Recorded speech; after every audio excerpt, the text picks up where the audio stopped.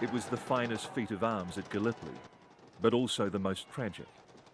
Colonel Malone's Wellington Infantry Battalion held off thousands of Ottoman troops on Chunuk Bair, and were all but wiped out in doing so. No photos of Malone's vital seaward trenches were ever taken, and their location has remained a mystery until now.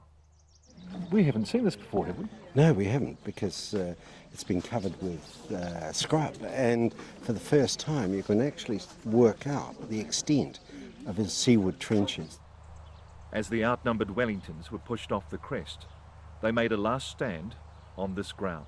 Now you can see all of those almost like dugouts and little foxholes connected to each other.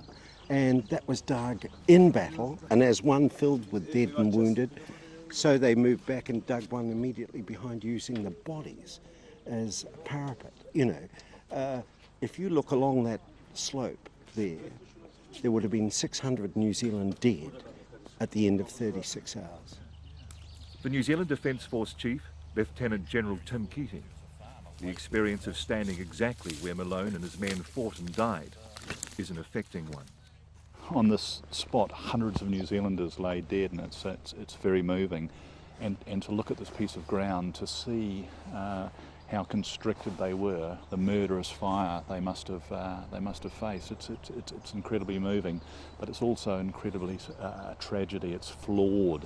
The tactics, the opportunity that was lost here. These scarred folds of ground, undiscovered for almost a century, a telling reminder of a New Zealand tragedy.